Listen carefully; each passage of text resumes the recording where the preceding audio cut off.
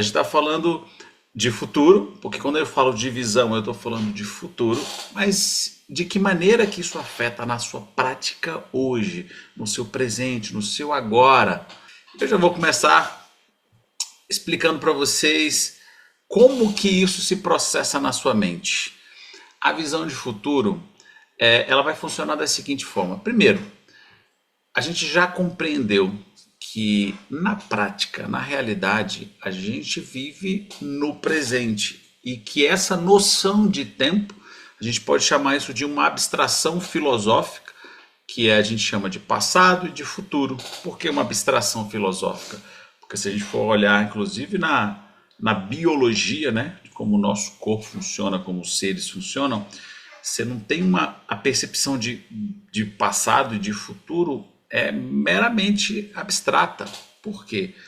Porque quando você tem, por exemplo, um animal vivendo de forma instintiva, como acontece, inclusive que nós hoje temos uma herança muito instintiva no nosso cérebro, uma das partes do cérebro que a gente chama de cérebro reptiliano é que traz essas funções instintivas de lutar, fugir, reproduzir e se alimentar. Ela não, se você for observar a função instintiva que é presente nos animais irracionais, vamos falar assim, ela não tem uma percepção de futuro, não tem uma percepção de passado. Tipo, o animal está ali em busca do alimento dele, por exemplo, ele não está ali preocupado com o que ele comeu ontem, isso já foi. Ele não está preocupado com o que ele vai comer amanhã, isso vai acontecer, se acontecer, ele está preocupado com o que ele vai comer agora.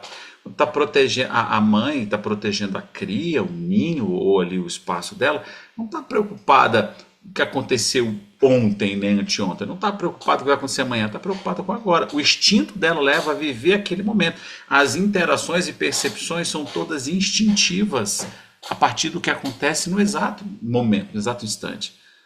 Nós, seres dotados de cognição, temos uma percepção do que foi antes e do que será depois, e a gente abstrai isso chamando de passado e futuro. E aí a gente aprende com o passado, porque a nossa memória, né, é a função cerebral responsável pelo aprendizado, inclusive, né, que nos lega essa possibilidade de observar o passado. E da mesma maneira, a gente, por observação, por aprendizado, por entendimento, a gente faz uma projeção e aí tem uma outra percepção, outra forma, uma outra maneira com que o seu cérebro processa informação, que a gente sempre fala por aqui, né? Que é de criar imagens. Ou seja, se você hoje lembrar aí de algo que aconteceu 2, 3 dias atrás, de repente você vai ter uma imagem mental daquilo. Agora, isso de fato aconteceu. Mas se você imaginar, criar uma imagem agora de algo que ainda não aconteceu no mundo físico, para o seu cérebro a forma de processar é muito semelhante. É a mesma maneira de processar uma imagem que já aconteceu. Isso a gente prova quando, por exemplo, eu sugestiono você para pensar num limão na sua mão, cortá-lo com uma faca, segurar uma banda, espremer o limão e tomar as gotinhas do limão ali, ó. Saboreia as gotinhas do limão, saboreia. Quando eu falo isso para você, o seu cérebro, ele tende a formar a imagem, a estimular as suas papilas gustativas para que você sinta o azedinho do limão e chegue a salivar. Acontece isso, sim ou não? Acontece, é o que acontece. Então o seu cérebro, ele não difere o que é real do que é imaginado. Para ele, ele processa da mesma forma. Está aí um grande aliado dessa visão de futuro que a gente vai falar hoje. A capacidade do seu cérebro de criar uma imagem que para ele é real. Para ele é real.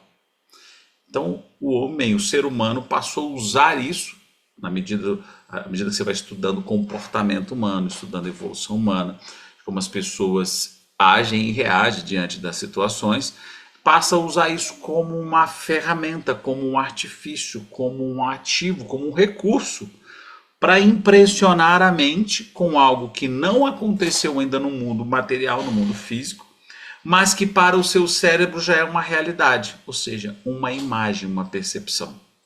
Isso é tão poderoso, é tão forte, que quando aliado a uma percepção de sentido, o que é uma percepção de sentido, pessoal? É quando você dá quando aquilo está alinhado com a sua percepção de valor, ou seja, crenças, valores, as coisas que formam o seu caráter. Quando você alinha com isso, quando essa visão é alinhada dessa forma, aquilo te dá um poder pessoal de agir para alcançar essa visão. Você ter uma visão do que vai acontecer no futuro, do que você quer que aconteça no futuro e aquilo com o que você se compromete a construir e fazer acontecer no futuro. Então não é algo mágico, não é uma fórmula mágica. Eu vou pensar aqui agora que vou me tornar o cestinha do campeonato da NBA no ano que vem. Eu que nem jogo basquete, nem estou nos Estados Unidos, nem estou na NBA. Não é. A gente não usa isso de uma forma infantil, pueril, inconsequente. Não. A gente usa isso de uma forma alinhada com o que você quer construir. Isso é a visão. Essa é a visão. Então, se você tem uma visão, e aí eu vou compartilhar um pouco da minha visão com você.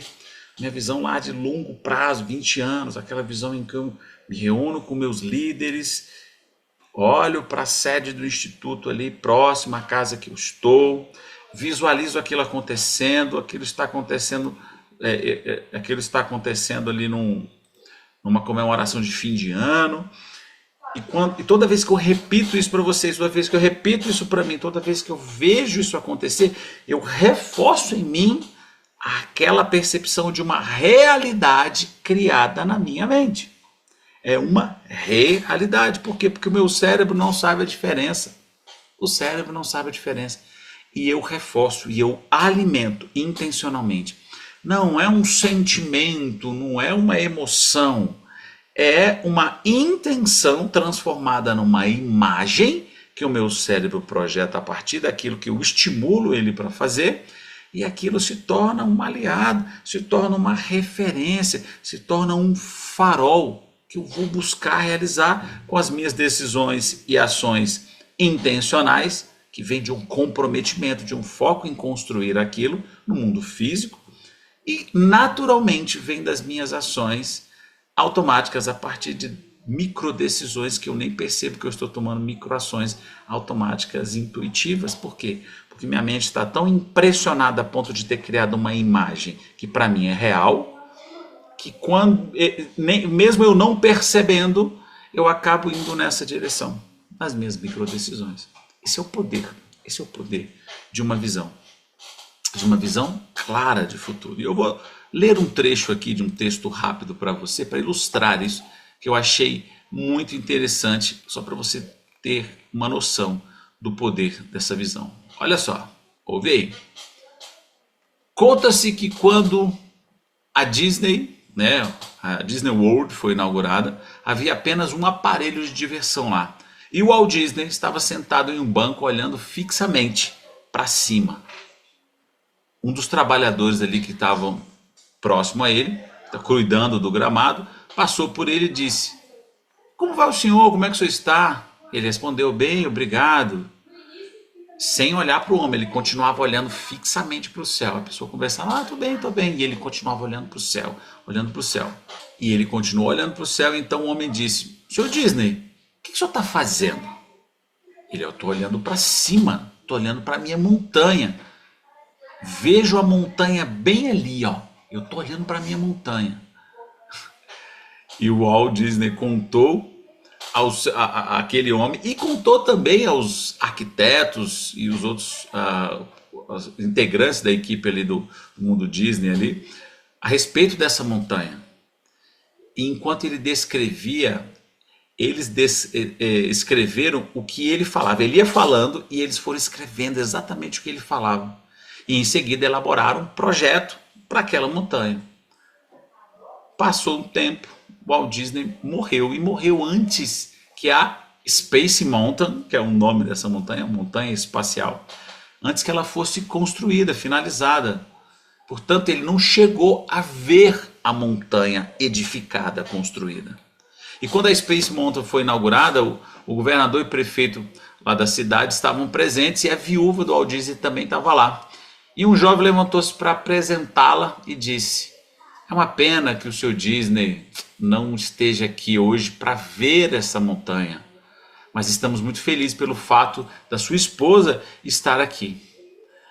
Aí a senhora Disney foi até o pódio, até o púlpito, olhou para a multidão e falou assim: devo corrigir esse jovem. O Walt, ele já viu a montanha. É você que está vendo apenas agora. O Walt Disney tinha uma visão.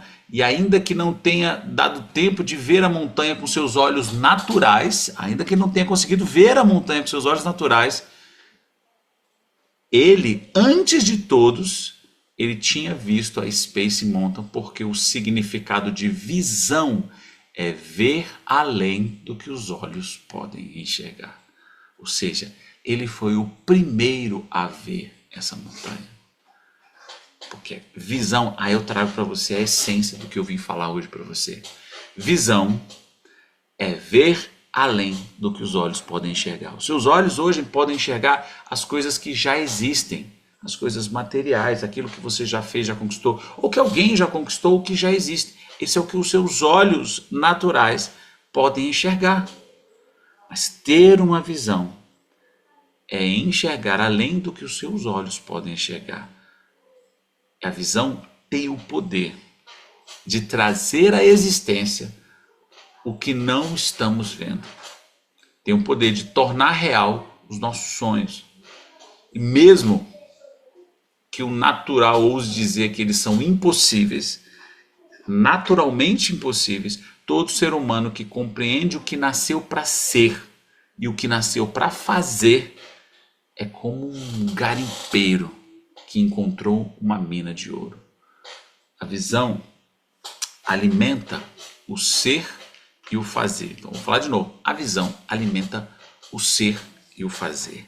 Porque todos nós nascemos para fazer algo que está alinhado com uma identidade, com uma essência que nós carregamos. E essa visão, ela é a materialidade mental, uma imagem, que oferece para você uma percepção real, apesar de você não ter visto com os olhos naturais, de algo que vai se materializar no mundo físico, mas que já existe na mente do visionário.